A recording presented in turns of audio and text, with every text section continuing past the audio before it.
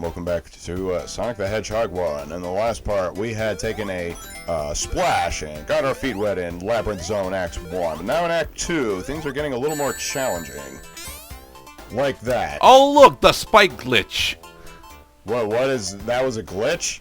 I'm not sure. That might have been how that's supposed to go, how that's supposed to work. I don't know, but yeah, Labyrinth Zone, Act 2. Ugh. The predicate of all save stating in save state enabled games.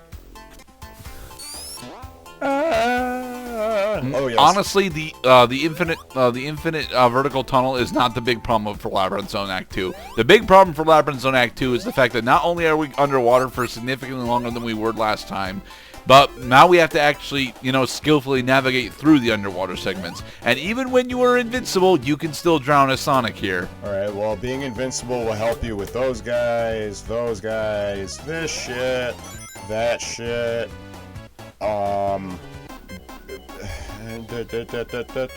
holy fucking shit, I hope and everybody, thank you. There.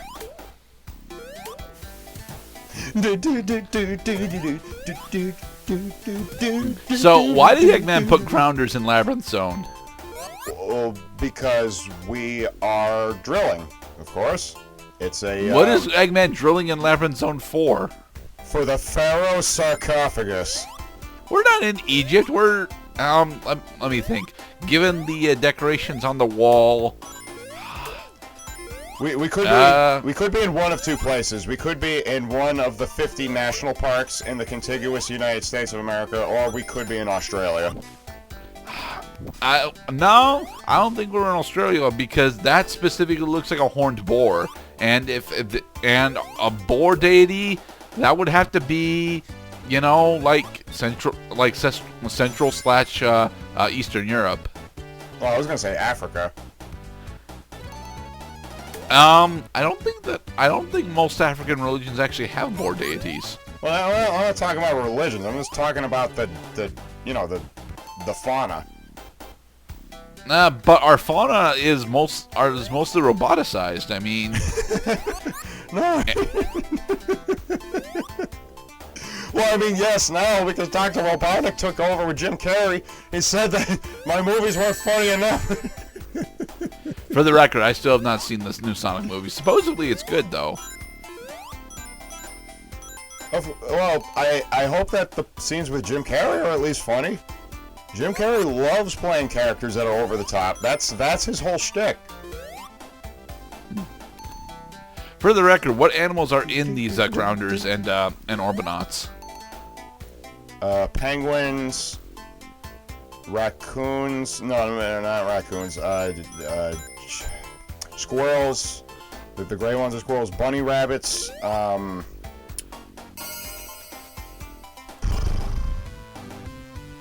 You're telling me we're in northern Canada, dude. Not the hummingbird. No, I don't think the hummingbird. Act 3. Gotta pee. Alright. Let's see.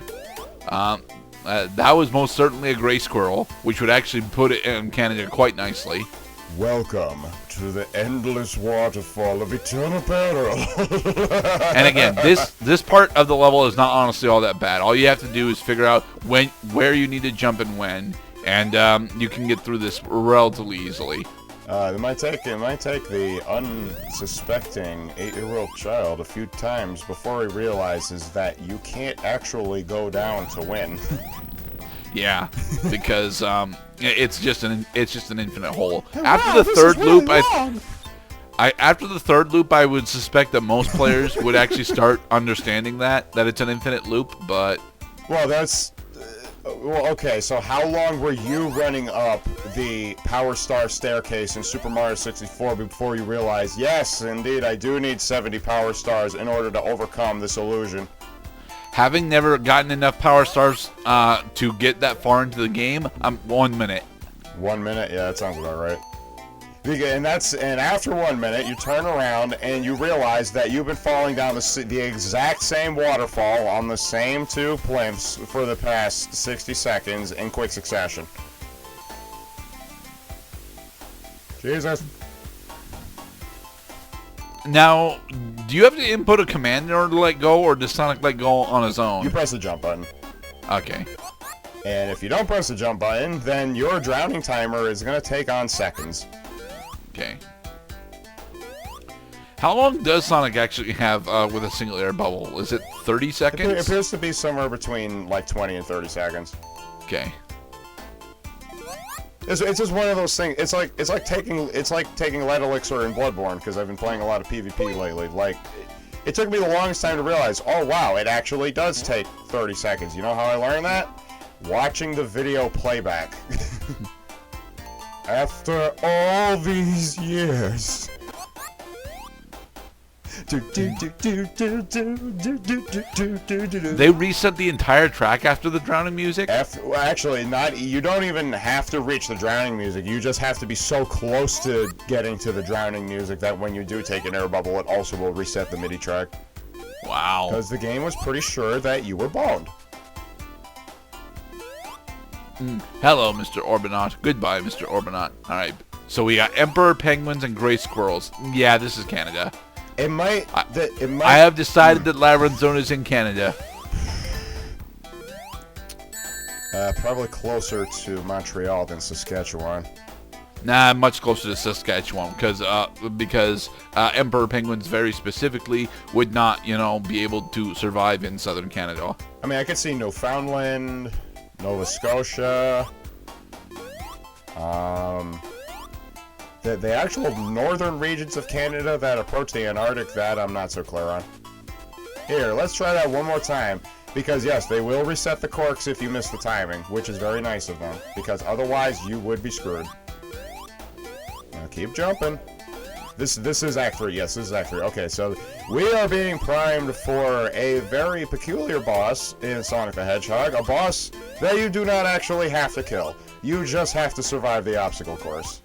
But you can kill that boss. Yes, you can.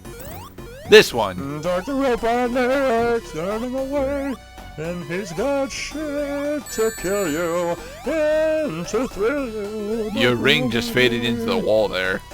I'm gonna die. Yep, right there. And this is where I started using save states. Well, no, you already have had a save state. I'm so gonna use another one because at this moment, if I die, it's game over, and I've been screwing up the bonus stages too. So that means I don't have any continues, and because I don't have any continues, I have to reload my save state every single time I die. Okay. And I start making more save states, and then more. And more. And yet more. And more.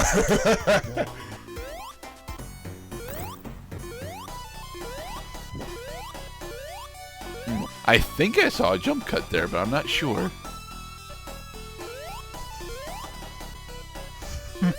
Alright, so this is the part where I'm supposed to guess how many times this took, right? You might be wrong. Alright. I'm gonna guess 7. 7, you say? Yeah. Now, is that the number of times that I loaded the save state, or the number of times I had to save the game? Number of times you loaded the save state. That you were wrong. Oh. It's way more than 7. Way more than 7, but you don't have a number? I saved the game probably between 5 and 6 times after the boss fight started. Actually, no. After the boss fight started, I saved the game 5 times. But the number of times I reloaded those save states, probably closer to like 15 to 20 times. Jeez, dude. It's not that fucking hard. You say that. I do say that. See, it's not the difficulty, it's the execution. Oh, Claude, you're on 1 life. Go back and get the life. I'm trying. But now I must spin dash. You see, I must scream, but I have no mouth. No, you have not played that game, and neither have I. Yeah, I did it. Yay. Bum, bum, bum, bum, bum. Yes, welcome to Starlight Zone, everybody. I actually dropped the ball on introducing you to Starlight Zone. Starlight Zone is the second city-themed level in Sonic Mythos, followed, of course, by other Sonic the Hedgehog classics like City Escape. where you're actually in a city, but there's no gigantic gun truck that is trying to destroy you and the entire planet around it. And instead here we are taking an exhaust port outside of one of the major factories downtown. They are working on high-grade explosives. Are you sure? Because honestly, it looks like the scaffolding here is more or less just here to be scaffolding and support structures. On the streets of rage, on the streets of rage, on the streets of rage, on the streets of rage. You're reminding me of a track by the Guardians, Cloud. Are you sure that's a thing that you want to do? That now, it looks like we're in stage 2 of Streets of Rage 1, actually. the Mostly due to the color palette, right? The bricks, actually. It's all in the bricks. I don't know. When I look at this, I get more like Castlevania 2 or Double Dragon. I could see Castlevania 2. That are red. Medusa heads. You realize that Dracula has got a super swank apartment on the 35th floor. 35th floor, you say? Yes. I don't think Dracula's castle is actually that large. Well, it needs to be bigger then. No. I think that Dracula's castle is just fine the way it is. Bye. Yes, Moonwalk Sonic. And that was Act 1 of Starlight Zone. As long as you take the upper pathways in Starlight Zone, you will avoid the number 1 hazard, which is the bottomless pit. The bottomless pit will only be a major threat while you're traversing the bottom of the screen, which will happen to you either incidentally, because you made platforming mistakes, or because you deliberately chose a pathway or level design. Things like that. Stop blowing me that way, mister. No. No! Huh. Conditional fans. Nice. You can't follow me, air pressure.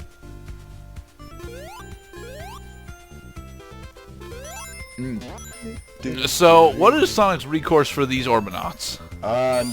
Just avoid them. These Orbinauts do not give up their shields. The Orbinauts in Labyrinth Zone will use their shields as weapons, but in doing so, they have made themselves vulnerable. I saw that collision glitch there, Mr. Cloud. It's okay. But I mean, you might have seen it. My save state log actually is pretty clean for this level. No, it wasn't a jump cut. You had a collision glitch. Well, what was the glitch? Whilst you were attempting to roll down that series of hills, you ended up crashing into the not actually there vertical wall of the upcoming hill geometry.